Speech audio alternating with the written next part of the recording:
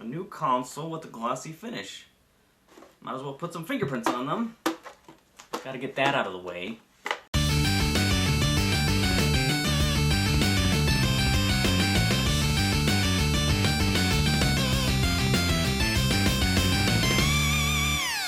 Let's inspect the console. What do we call this shape? Well, Carson Daly once had a radio show sponsored by Starburst Candies. He voiced a commercial where he discounted Starburst candies as squares and called them cubes, claiming he had mathematical knowledge to discern between the second and third dimension. And then I yelled at the radio, "Asshole! Starburst are rectangular prisms! A cube has equal distance on all sides!" Conclusion to this story: the PlayStation 4 is a rhomboidal prism. Parallelogram? Rhomboid? Secondary importance, the back end. This is our power, the figure 8 Molex thing, so once again the voltage step down happens inside while the temperature rockets up. There's the optical out, which I've never used on anything. There's our HDMI for video and audio output. Notice the lack of analog. This means no component, or composite, or S-video, or coaxial, or UHF. Many claim this to be the generation that kills the analog television. Just give me a second, I'll get it to work on this TV. Then there's the Ethernet. Why bother when there's a wireless antenna inside? Ethernet is faster. Last is auxiliary. I'm sorry, could you be a little more vague? Must be for that camera that I refuse to buy. So how do we turn this on? Idiot, the power and eject button are clearly on the front. Don't you see it? Look closer. No, closer. Right there. How could you miss that? Also on the front is the disc slot and 2 USB ends for use with PlayStation 4 games and accessories. What other kind of discs can we put in here? Audio compact discs, which I oddly cling on to. That's a no-go. Digital video discs. Yes, my collection of 10 DVDs will live on. Blu-ray discs. Well, they own the format, so yes. Blu-ray 3D. I don't know anybody other than me who owns and watches 3D movies. Curiously, no, the PlayStation 4 does not support Blu-ray 3D. Next logical subject, backwards compatibility. I think the console industry is done with that.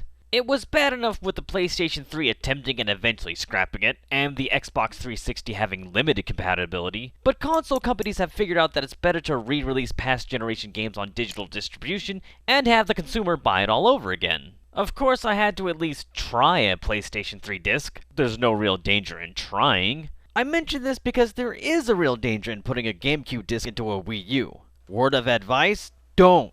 I had a hell of a time getting it out. That's it for disc compatibility, but what about that bucket of accessories? I knew before trying that a 6-axis controller wouldn't work, but that isn't the entire story. When I tried hooking one in through USB to sync, a message popped up stating that PlayStation 3 controllers are not supported, which is so much worse than a generic error message. This means it actively rejects the accessory. You can still charge the battery though. The PlayStation Move accessories are compatible, the PlayStation Eye isn't. How does that work? Maybe that other camera that I refused to buy.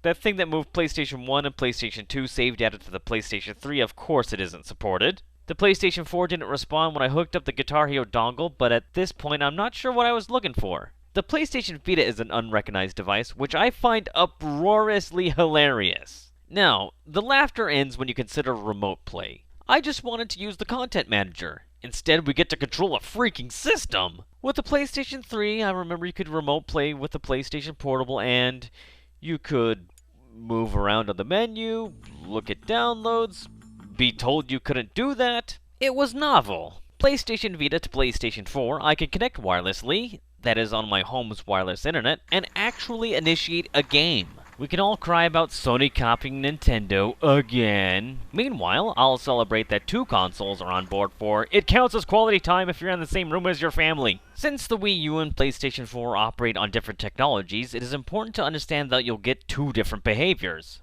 The gamepad receives the signal directly from the Wii U, so the range is limited to my bathroom. The Vita pulls from wireless internet, so the range is much wider. I can even go outside. Keep in mind, developers have to give their blessing on remote play, and keep in mind, the Vita lacks 2 shoulder buttons plus clicking sticks. L2, L3, R2, and R3 are handled by tapping regions on the back touchpad. Remember the first time you heard of L3 and R3? Did you do this? Useful or not, I like this feature and plan to use it often. And since the Vita is selling so well, I'm certain most PlayStation 4 owners are utilizing this feature right now.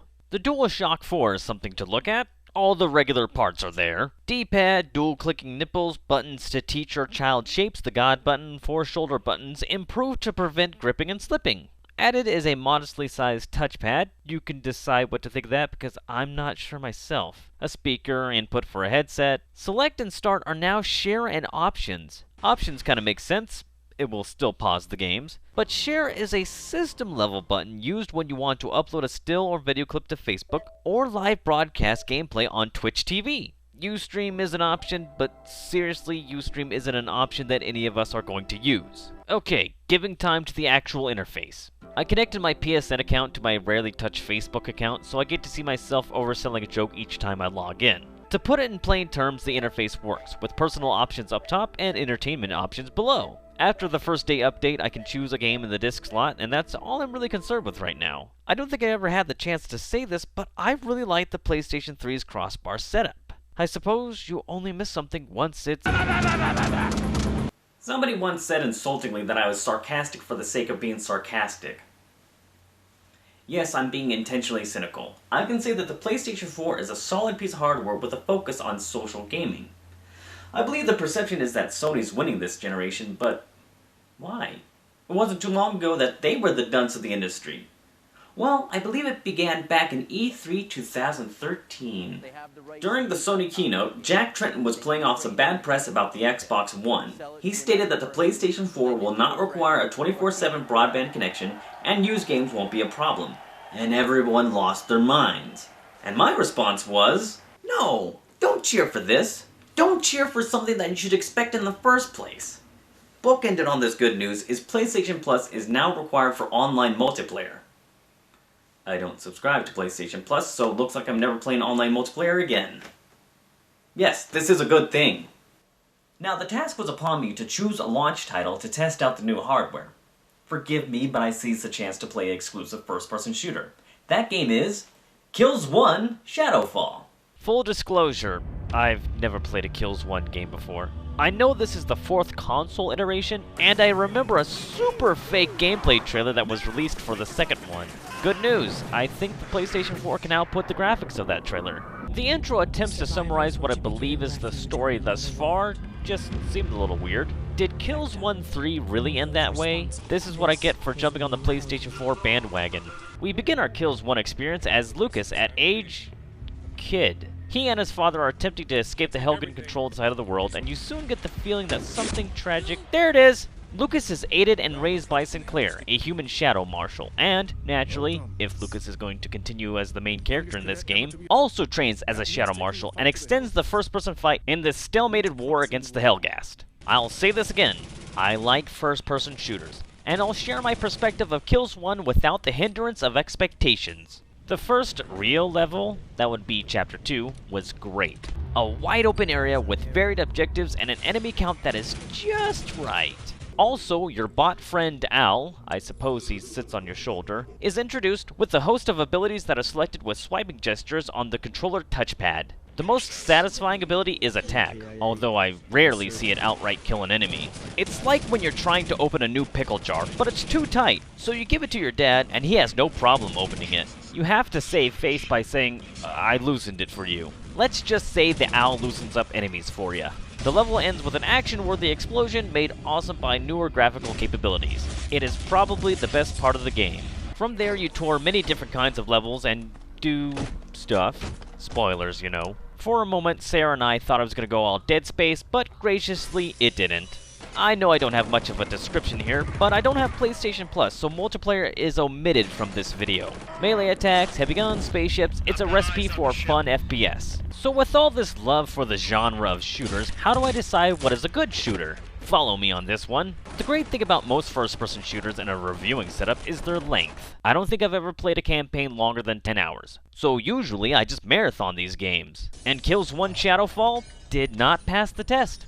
The test I mentioned is not complicated. Here it goes. At any point during gameplay, if I say, this is taking too long, it fails. Some examples. Crysis did not pass the test. Crysis 2 did pass the test. Call of Duty 4 passed the test. Call of Duty World at War did not pass the test. Call of Duty Modern Warfare 2 did not pass the test. Call of Duty Black Ops did pass the test. Bulletstorm passed, Doom 3 did not, Black did not, Left 4 Dead did not, Halo did not, Halo 2 did not, Halo 3 passed, ODST and Reach passed, Medal of Honor definitively did not, MOH H2 passed, Duke Nukem Forever passed, but barely. BioShizzle did not! The later half of Killzone instituted fighting heavy machinery, several at once and rather close. Disabling them can take some strange means. You can't shoot them, an owl can't shoot them.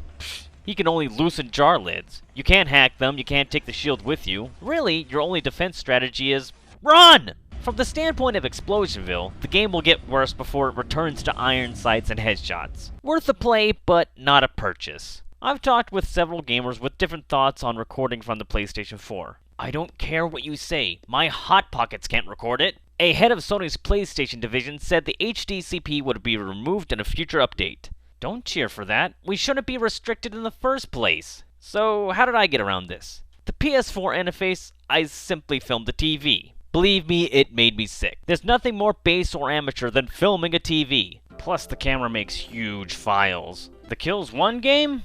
I broadcasted it on Twitch TV and screen captured a full live screen showing on the computer. Ha! I beat you, Sony! Just remove the HDCP.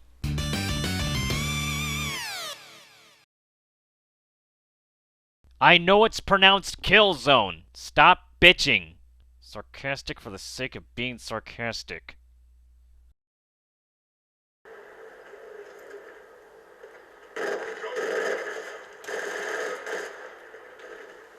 I told you I could do it!